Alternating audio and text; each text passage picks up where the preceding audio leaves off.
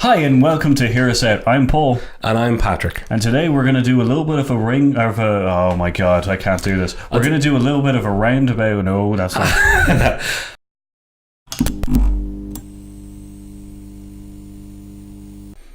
Hi, welcome to Hear Us Out. I'm Patrick. And I'm Paul. And today's episode is brought to you by sickness. I'm sick and I'd like sympathy. After that, we're going to be talking about 2019. The things that could make it or break it. He's not going to be talking about anything. You didn't tell me you were sick. Oh, well, you'll find out when the test results come back. Oh no, he's going to lick me at some point. I'm only messing. Going to? In this video, you're going to find out what we think, not as the best and worst of 2019, but what, if it goes well, will be great, but if it goes badly, will be really damaging. So it's the things that are double-edged swords, could really make or break 2019 for the entertainment industry. Yeah, and if you've seen the kind of the amount of movies that are coming out this year, we've got some like choice films coming out. Yeah. So it's definitely going to be a really good year for movies. Yeah, so stick around because I need the sympathy and you have to listen to my blocked voice. Yeah. And if one of them has got it, then 10 of them have got it. And if one of them gets out of Cedar Creek, Billy, then we're in deep fucking shit. The most optimistic projection for the spread of the virus is this: 24 hours, 36 hours, 48 hours. The greatest medical crisis of all time We can't stop it. begins. And first up is Endgame. Avengers 4. Yeah, so a lot of End good. of phase 3, everybody. Yeah, a lot of good and a lot of bad going to come this way. As Patrick was saying, with these films, we're looking at the good and the bad kind of thing of how they're going to play out. So Endgame is essentially the end of a large series of movies that kind of built up over the years and stuff that all of us have loved. Yeah, outside of James Bond, the largest. Yeah, I think, officially. So like, if this is good, this is proven the fact that you can do these kind of things. Yeah. You can do huge big series of like, a universe of characters and also be able to put a movie together which has several of these big named characters in them and be able to balance them really well. And I think, realistically, it's important. If it works, it'll prove to people that maybe comic book fatigue, or what people are saying about comic book movie fatigue, it'll stave that off for a little bit longer. People will be like, no, but look, that was great. It'll be another shot in the arm. Whereas I think if it fails, it'll be an excuse for people to fall away from the idea of even watching a phase 4 of the Marvel MCU. And I think for me and for us, and I'll speak for both of us for 1 second, Thanos is important. Not just the character, but what the character represents, insofar as it'll be really important to see if a non-traditional villain who has divided people, has divided us, has divided everybody. It's the first time that I've ever seen kind of a villain going, I kind of agree with him a little bit. Like, I can see the bad in it, but I also get his point of why. Like, you can connect with the motivation of why he's doing it. You don't agree with the method, but the motivation you can. Yeah. So it's a real test for, we've already tested anti-heroes, they can work. This is a test for a big blockbuster anti-villain, because that's essentially, and I don't think that's the right phrase, but that's what I'm going with.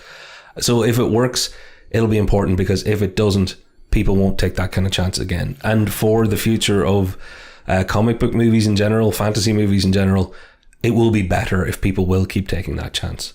I think. No, it will. If this goes wrong, then we've got essentially a large universe of movies which ends in a very bad moment, especially with the possibility of characters being dying or stepping down and stuff like that. And no one wants to see Robert Downey Jr. or Chris Evans leave what they've done on a low note. Yeah, especially because if you think about it, everybody there's movies in there that they've done that everybody's kind of going, it's not the best of their lost, but they've got great movies. No one wants to end their essentially, superhero career on the low end of this. No.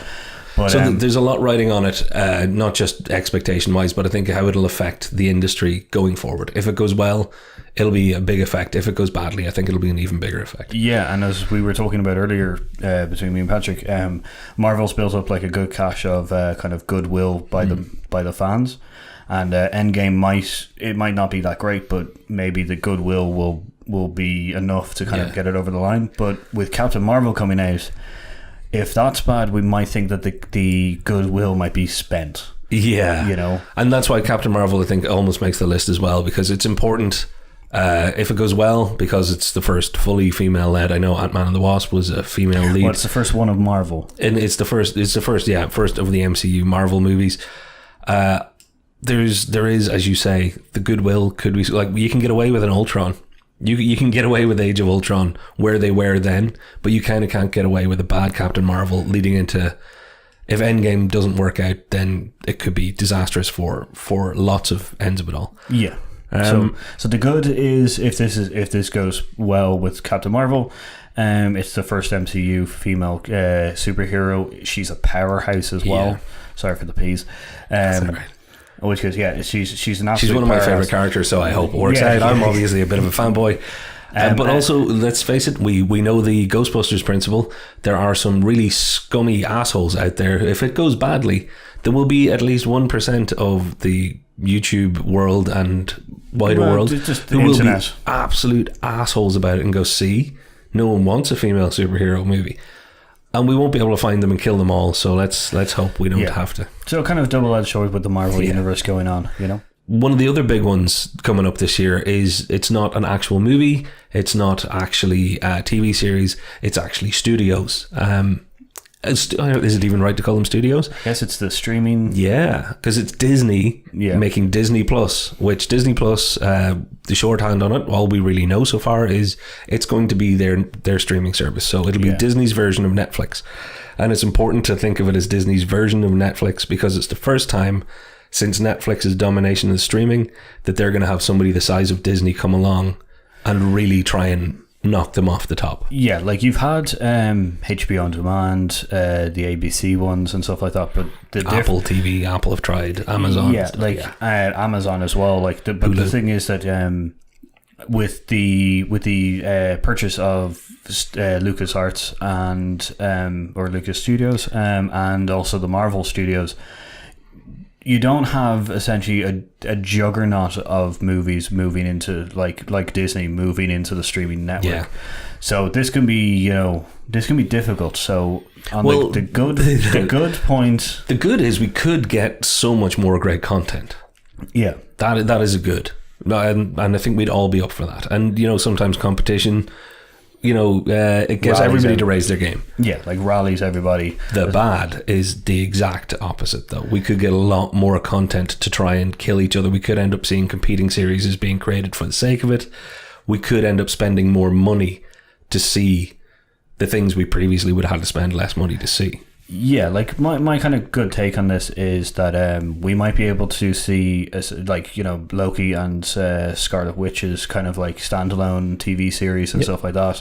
Some better kind of like Marvel kind of things, or not even just Marvel. Maybe like some Disney one shots or even just TV shows. But the thing is that like you're taking away from Netflix, so Netflix is going to have to up their game with all their stuff as well. Because we know, even though with HBO and ABC around, Netflix is the target. Yeah. So like, I think that's fair to say. Yeah. So as long as the two competitors in this fight keep their prices competitive and they just bring out good content, and they're competing but not going head to head. Yeah, I would like to see. I would love it if Disney came out and tried not to replace or dethrone Netflix. I'd like to see them come out and we're going to be good enough that whatever way this works out, it works out. Not an Xbox moment where it's like we've targeted PlayStation and we're going to sink money into this for as long as we need to make it work and hopefully kill them off, which didn't happen. Now it all worked out well, but it could have worked out badly. Yeah, no, it definitely can, and this can work out badly. You made a quick point there. I just want to call out. Paul sometimes says things, and I'm like, why didn't I think of that? And this time, the thing that I did think of but forgot, you thankfully remembered, and that is one shots. It would be great if Disney used this to do things like they've done with the Marvel one shots for lots of things. Yeah, you could have fill-in universes for everything that you want. Yeah, and I think once you're a fan of something, be that Jaws, be that Downton Abbey, whatever it might be, having more of it can sometimes be a great thing. Yeah, no, it definitely can. Is that true, Walter? everybody wins. So yeah, 2019 also has a lot of the like finales and sequels coming out this year. So we got Chapter 2 of It, Glass, and John Wick 3. Yeah. So we're all very excited about these kind of endings to these movies franchises. Unless well, which are you most excited about? And I'm taking a slightly off topic for 20 seconds. Glass right now. Like John, it's John Wick 3. It's very difficult because it's Glass right now because it's coming out in January. M.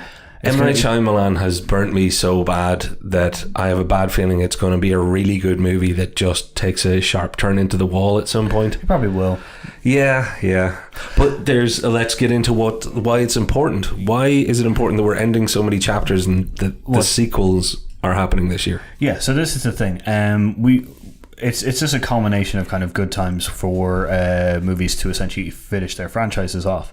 But excuse me. Sorry. The good thing is that if these movies are good, it has finally we've essentially burnt off the whole stigma of sequels, finales, and sequels being bad and stuff. Yeah. The bad thing of this is if they all fail, or at least if Glass fails, then this is going to show that M. Night Shyamalan has some kind of problem with fame. If John Wick 3 is a failure, it's going to show that it's gonna ruin what was the perfect first and second part of something. Yeah, and if Chapter 2 kind of gets ruined, then that's taken down a whole new lease of life for what was the adult horror genre that isn't Well, it's also a good reboot for Stephen King's movies because a lot of the Stephen King movies have been like not great, but not great is kind. Some of them have been absolutely rubbish. Some of them have been. So yeah, it's kind of like as we said, it's the double-edged sword. If these are good, they're going to be great. It's going to be great closing off, great, already fantastic movies, and also proving that some directors are actually able to be directors again. And if they're bad, then it just reinforces the stereotype of either finales and sequels are just never as good as the original, which would be sad for John Wick 3 because John Wick 2 was such, in my opinion, it's a masterclass of how to do a sequel. Yeah, and like I agree. I don't feel as strongly, but I completely. I think I can take your point in that. And personally, let's face it, It 2, if it goes badly, which I'm worried that it will, it'll have just taken another thing that we didn't need to ruin and ruined it, if you know what I mean. Like at least we'll have the first movie, like. Yeah. But it's still kind of bad. And then Glass is a little bit more difficult because you've Unbreakable, we all thought was going to be a standalone movie. Yeah. Then Split came out with a great performance from James McAvoy, and we had the cameo of Bruce Willis's character at the end. Yeah. And then a movie that we really wanted, so now it's coming out. So the other thing that we've noticed as a big trend coming out this year is live action remakes of previously animated movies. The big ones that you'll know of are Dumbo, Aladdin. What else is there? There's Lion King. Lion King. The good is this could be birth of a whole new, like Mowgli has already happened. They already did a Jungle Book previously. It's a bit strange that there was two of them in the end. Yeah, it was indeed. I don't know, really.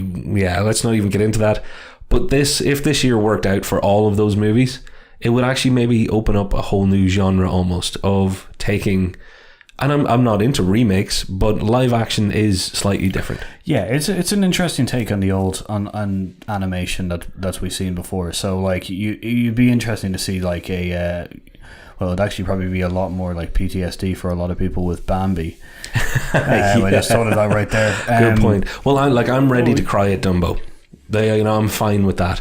I am a little bit weirded out by the idea of a live action Dumbo. Mm-hmm. When I heard it, I was like, maybe no, but yeah. So the good is that this opens the door for a lot of other things to come out in a kind of live action role that were previously animated. And the bad is that it unnecessarily messes up the legacy of great things. It also ruins a lot of childhoods. It's going to hurt people to have a bad Lion King. I know how important Lion King is to a lot of people I know. Yeah. I've never seen the whole thing. I have admitted that now on tape. there's plenty of movies that I haven't seen. I'm not gonna crucify you on that. Yeah, well, thank God. So no, I think they're so beloved. Yeah, there's a lot of you're messing up a lot of shit. Like I remember watching Dumbo like over and over again. So like, and then I've watched Lion King and I've watched Aladdin a few times. So I'm interested. I'm interested in Will Smith being the genie. That's going to be an interesting role. I'm interested simply because everybody, much like we talked about Hellboy recasting, Robin Williams is the genie. He's Aladdin. He is the genie for so many people.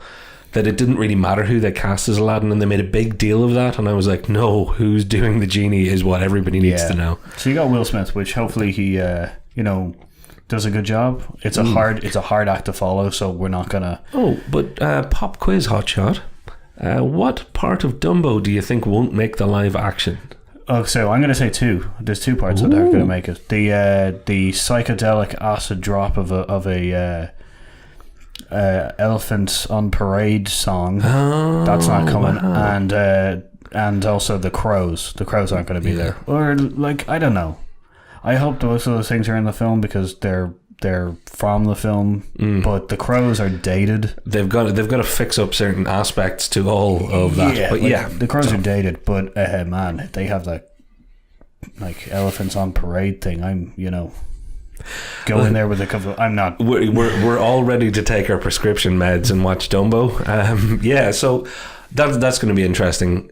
It'll either go well or it'll go badly. I don't think this is one of those things that's going to go medium. So we'll have to wait and see. No, I don't think enough people are going to be like, it was alright. I think this is going to be like, oh, I can't believe they ruined my childhood, or my God, they have reinforced the beauty that I remember from my childhood. Kind of thing. Yeah, that is not what you think. Yeah. In big TV news, you've got Game of Thrones, which the very, very easy, quick, short, good and bad of this is Game of Thrones is one of those few massive, serialized, spaced out by years productions that you don't see that much of anymore because of the advent of things like Netflix and people taking their big series in large chunks or binge watching, things like that. The sheer size of the budget, never mind the scope of the show, if it ends badly, it will do to that genre what Lost did to the genre that Lost had kind of helped create. When it finished, it sort of shut the doors. There were a lot of things in development that when Lost ended badly fell right out of development, and it could be the same for Game of Thrones. Yeah, that's very true. My take on the bad of Game of Thrones is, it's a big budget production TV show that's been long in making and stuff like that. My thing is that it's the first ending that we'll get for the Game of Thrones series, and I mean that including the books, because the ending of the books hasn't come out yet. Now we all know that this has taken a different turn to the books. Like they've changed a couple of things and stuff. It's not real spoilers, so don't worry about it. I'm not going crazy. But this will be the ending to the first Game of Thrones IP. Yeah. So it'll be interesting to see how different it is from what the books end. But if it's bad, a lot of people will be judging it harshly because it'll be just like, oh, books are better and that kind of stuff. That's true. It will have a bearing on the book TV debate.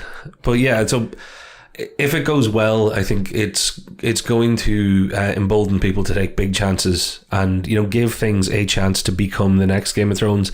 I don't like the whole become the next anything, but I think it's important to keep certain avenues open.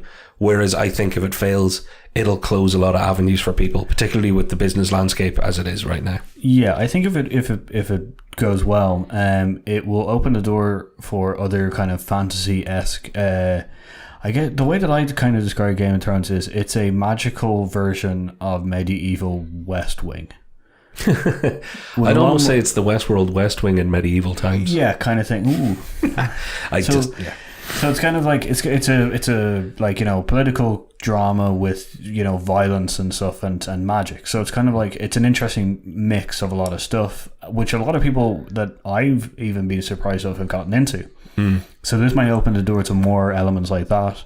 I think we've already kind of gone. I don't think it's going to open the more doors for like book adaptations. No, not necessarily. I think it's already. I think once it started and kicked off, I think a lot of people were just like, books. We'll just start taking them. Let's read. Yeah. Oh, Yeah. So I hope it goes well, because the output could be, even if it doesn't keep fantasy alive, it could keep budgets for non-chunked TV. It could just help serialized TV stay alive. That isn't just the Friends, Big Bang Theory, that sort of serialized TV or that sort of repeat TV will always exist. Yeah. But the more epic, you're getting a season this year, you're getting a season next year, and it's going to be in the TV style, not in the Netflix 12 episodes or 24 episodes, whatever. And which is also released all at the same time. Yeah, so binge watches you like. So more industry end of things again. Paralleling the Disney Plus versus Netflix, you've now got almost the exact opposite, which is not more competition, it's less competition. And that's the Disney-Fox merger that will finish this year. It'll be completely finished in the first 6 months of this year. No question about that. We already lost that whole, like, you know how I said, it's already going to be hard for them to go up against Star Wars and Marvel and Disney. Completely forgot that they're going, like, with the Fox thing, it's also, Disney's going to be a juggernaut.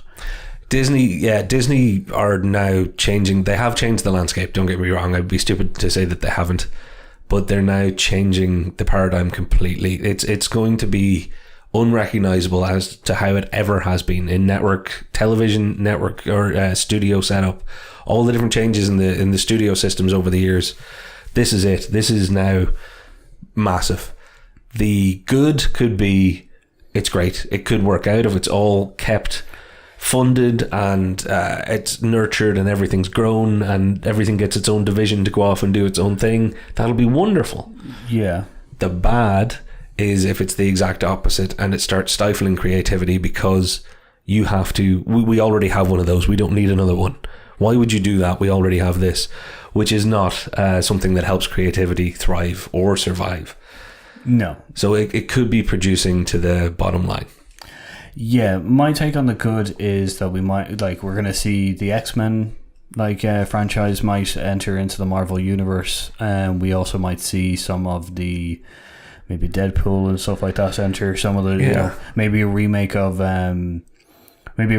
Fantastic Four, which is not no bad feelings of any of the actors, but hopefully we get a good one of Fantastic Four. And the bad is, as you said, one, this could cause a monopoly in the kind of like that kind of comic book star, like sci-fi kind of franchise kind of stuff, where we won't see essentially unique IPs anymore. We'll just see essentially rehashes of comic books and stuff. Even entertainment in general, I think they'll be so big that it'll go beyond that, because what Fox has, even more, they've got some Marvel properties, but Fox has a studio. This was competition in the traditional sense, and now that they're going to be together, there's going to be one set of management.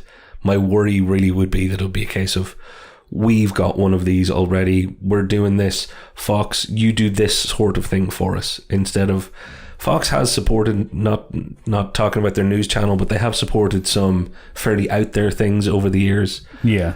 It would be like if Sony, Paramount and Warner Brothers and everybody got together and all we ended up with was Disney everything and Sony Universal everything. That would not be good for output, because people would only want to fund things that will make them money. They already do that, but because of competition they have to take chances to beat the other guys. Yeah, if there's no other guys, there's nobody to beat. Well, this is going to be the interesting thing, because if this is the bad of the fact is that we're no longer able to see other kind of studios essentially take on the juggernaut that is the Fox, Disney, Marvel, Star Wars kind of what else is in there? God. It's the fact is that if you watch 2020, the landscape of releases of movies is going to be also affected, because the thing is that when Marvel announces like Endgame is coming out on this date, you'll see a vacuum of good movies that are coming out around that time, because they do not want to. There's a very small amount of movies that will ever try to take on those kind of things. Yes. But the problem is that now they're probably owned by Disney now, so You know, Yeah, you don't want somebody running the entire league. It doesn't. Well, you've got essentially the summer blockbusters, generally a Marvel film. You've got the Disney Christmas blockbuster tends to be a Star Wars film. So like the two biggest holidays, or not two biggest times when people can go see films, are taken up by Disney. And I think you've nailed it. And the only way to compete with that, in some people's eyes, will be to merge so that you're big enough to fight the other big guy, and that's really scary too.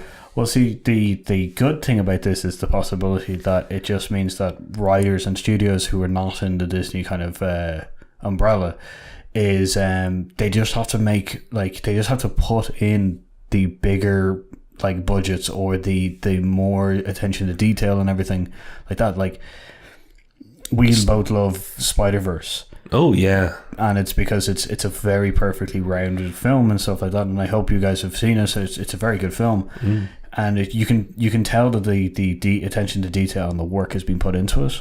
If Disney is essentially the biggest player on that kind of entertainment field, it just means that other studios are just going to have to get better at producing really, really decent, good movies. I hope so. So that's a benefit kind of thing. Yeah, that's why it's on this list. It could go either way. It won't go in the middle. It'll either probably work out really well for us all, or it'll work out really badly for us all and for everybody else. So I was going to say that if it still hits a middle ground, that's still bad. Yeah, that's a good way of putting it. Actually, middle isn't acceptable in this one. Because if it hits middle, then it means that Marvel, and it means that Disney can essentially just make a factory that just churns out blockbuster summer, and it saturates the market. Something with that people are films. already starting to complain about. So if it gets any closer to it, we're going to be having a very different podcast in the future. Yeah, and we'll be doing a lot more theatre reviews. Or we'll start up our own movie. Like, we'll start writing our own movies and stuff. Yeah. We'll take you on Disney. Here's Out Productions and Here's Out Plus streaming service. Catch me outside. How about that? And finally, we have the Oscars. The Oscars this year is the 91st Oscar or Academy Award. We believe it's going to be on the 25th of February. Do you know what's funny? Just as you said, it's I was going to say the 91st running of the Oscars. It's like they're horses. Yeah. The good and the bad here is going to be interesting, because me and Patrick are of the mind that a lot of people are saying that this is an elitist kind of award show, and it is. We don't see the problem, and it should be. Yeah, like, it's an award show. What is more elitist than awards? So yeah, like, we understand that certain movies of a certain caliber are not being accepted in these kind of things. We're looking at like many of the Marvel films, but if you look at them kind of objectively, they're not to the scale of some of the other movies. Now, I understand that if you pick some kind of social issue or anything like that it shouldn't automatically give you an Oscar or anything like that. But it is the level. Yes, and like, to put this in shorthand, I think it was, and I agree with a lot of people, it was a travesty that The Dark Knight wasn't nominated for an Oscar, because I thought it transcended its genre by quite a long stretch. And I love Captain America, but am I bothered that it didn't get nominated for an Oscar? No. The idea that they had to have a popular movie category, which they have since taken out the back and shot, right? We believe that they've taken it. Yeah, I think so. Let's hope so. This is the problem with the Oscars, and that's why this year is the most important Oscars. The Oscars has lost sight of itself, chasing relevancy and chasing views. It's become a show that wants to be relevant, whereas what it actually is a big elitist parade, and it's a nice dinner dance for people who want to have their own industry function, because that's what it was before it was put on TV. We all got to enjoy it on TV, and it became a spectacle, and that's fine, but it overtook itself and lost itself inside all of that mess. Yeah, it seems like it's so. To bring it back to our kind of like good and bad kind of elements to it, the good is that they show us what the Oscars are about. Like, they fully lean into, if they can. Like if they do, they go, this is the Oscars. This is the Academy Awards from the members of the Academy, and also I believe it's also the press of Hollywood as well. The Hollywood Foreign Press is Golden Globes only. There's another group of people for it. Yeah, So they've got their own little inside Illuminati groups. But to show the fact that this is our kind of award show. This is what we thought was the best and stuff. And don't have award good movies the way that they're meant to be awarded, but don't put a popular... Yeah, and award the movies that you want to award. You know what? I have no problem disagreeing with Oscar picks and no problem with thinking that should have been in the Oscars. I currently am not a member of the Academy. I know I'm waiting. I will be someday. But right now, don't have a vote. He's put in the letter and everything. I really have. I made a very, very short film. It was called Sneeze. If you look it up... 30 seconds. Yeah, well, that was a very long sneeze. But if you're going to have your own industry awards, you don't pander to us. Sure, let us look in on your nice elite stuff. But that was the idea of the Oscars. I'm not going to use the Me Too movement from the last few years as an example of how the Oscars can be pandering or anything, because that's not what that was. That was different. But you have to look at the last 20 years of the Oscars to see the phase towards ratings, the move towards, we're thinking of doing this because it'll bring in a lot of eyeballs. Yeah. That's not right. So this year they're going to have a chance, especially since they fired Kevin Hart, may well be hiring them back. Well, at the time of taping, we don't know who's hosting the Oscars because it's up in the air. We have our own kind of predictions, but Kevin Hart and the Oscars also, they both kind of... I think Kevin Hart also agreed that they should draw, or he should step down and stuff because of the tweets, which we already have a whole we're not going to go into that one now, I think, but but we can understand on the social the Me Too movement in the fact that it's a social, that was a social issue, and having the Oscars essentially take a stand in that way is great. Perfect. Now we understand that they slightly failed in other social issues in the past and stuff, but they're a little too quick to fix it for my liking too. They're like, oh look, now we fixed it. It's like, don't artificially fix it and go, look, we finally there are people of colour in these categories. Because you said last year there wasn't. Last year, it's been a problem for a long time. You fixed it in 1 year. Yay, Academy. Okay, fix it forever or don't fix it at all. Make the actual change. So this year they have a chance to show that in a much more, we're not answering the problem that we've heard yesterday. We're going to be the Oscars again. If they turn into a pander factory, then... Yeah, the popular voted movie thing was just, what are you doing? What are you doing? That's ridiculous. So the good is, it shows that it's the Oscars. It leans into the fact that this is an elitist Academy Award show that we're just getting to watch. Yeah. We're not involved or anything like that. It's just... It's a spectacle. It's their beliefs on what the good movies are in the many categories that they have, who's their best actors and actresses kind of thing. The bad is that they try to do something weird and try to make it popular or try to make it like X Factory or... And we'll know on nomination day, which is when I think they're going to announce the new host, we'll know what way they've thought of it. If they're thinking of it as... we have to socially protect ourselves because we have a TV show which is actually an industry for us now. We'll know very soon whether or not the Oscars views itself as a business or if it still sees itself as an industry award show. I have a really bad feeling that it's going to be the bad and not the good in this one, and I actually don't want it to be because you maybe can't tell, but I would like to see the Oscars survive. I'd like to see the Oscars hit 100. If they keep going this way, I don't think they will. Yeah, we have the worry that if they essentially start pandering and start doing social media kind of things where it's just which is your favorite movie, vote here, and then essentially have an award for that or anything. Yeah, we're going to see the death of the Oscars. Not maybe the full death of the Oscars, but we might see the death of the Oscars as a spectacle for us to partake in. Yeah, it'll be on some sideline channel and it'll be phone-in votes. It'll be on Lifetime or Bravo or something. I don't know if it will go that far. It might just close its doors again and just be a closed door just for the dinner award, again. Yeah, for the Academy. So it's a difficult one. So fingers crossed.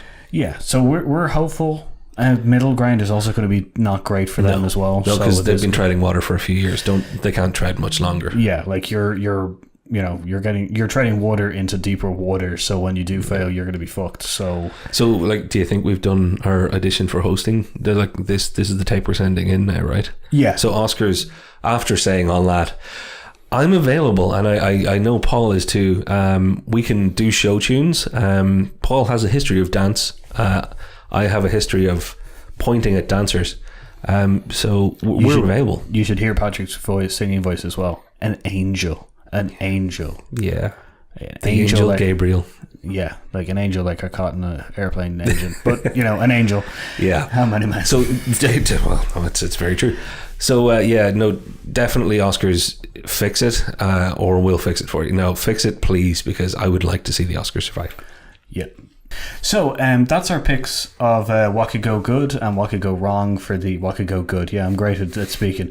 What could go right and what could go wrong for 2019. We're optimistic about some of the great movies that are coming out this year, and I know Patrick is very interested in our content as well. I'm hoping that 2019 is going to be our kicking off into phase 1, so that 10 years from now we can be talking about retiring Robert Downey Jr. and Chris Evans in phase 3. Because we're going to go off onto phase whatever then. We're gonna become directors of our own show. That's it. We're going to make our own stuff. So somebody else can give out about what we make for a change. Yeah. Sorry, Chris Evans. I wasn't a slight at you about trying to go director. Oh no, you're going to be great. And I will support you, Chris, because I love you. I'm really interested in seeing what you're going to do. You're not listening to this. So but 2019 is going to be great for the industry. No matter which way these double-edged swords that we've covered tonight go. We'd love to hear from you. I'd love to hear anything that we haven't thought of that you really think could make or break a part of the industry or something significant, because this is not an exhaustive list at all, and I'm sure there are a few big zingers that we've forgotten that we're going to think about in the next 10 minutes probably when the camera's off. We're gonna there's a lot of movies to cover this year that we're really, really hopeful for, and we'll be doing new content, more reviews and everything like that, spreading our wings of our channel and stuff. So like, subscribe, ring that bell for notifications, and definitely join the conversation about the movie industry and the entertainment industry as a whole. Yeah, we're going to be covering a lot more in the entertainment industry as the year goes on too. So if you have anything that you're particularly interested in, feel free to drop us a note on that too. I've been Patrick. And I've been Paul. And this has been Hear Us Out.